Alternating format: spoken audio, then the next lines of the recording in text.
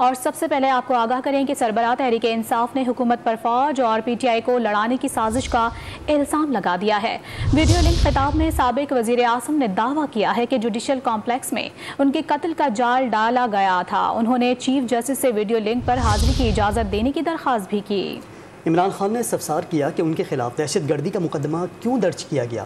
انہوں نے انسانی حقوق کے خلاف ورزیوں پر آواز اٹھانے کا اعلان بھی کیا۔ جسٹس صاحب سے کہتا ہوں کہ یہ جو میرے سے ہوا جوڈیشل کمپلیکس میں، یہ مجھے مارنے کی سازش تھی، یہ ٹریپ تھا۔ جب آپ انویسٹیگیٹ کریں گے یہ نامعلوم افراد کون ہیں، آپ کو خود ہی پتا چل جائے گا کہ پلان ان کا کیا تھا۔ جیل میں نہیں تھا، جیل بھی پلان تھا، لیکن مارنے کا پلان تھا۔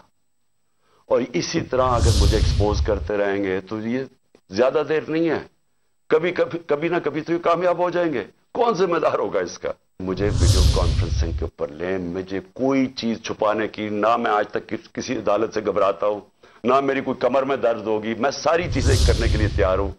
اور پھر میری ریکویسٹ آپ سے یہ کہ ایک وہ کریں، اور ایک یہ جو ہیومن رائٹس، جس طرح ہماری ہیومن رائٹس کی وائلیشنز ہو رہی ہیں، ہمارے پاس صرف فنڈامنٹل رائٹس پروٹیکٹ کرنے کے لیے ہمارا آئین اور ہمارا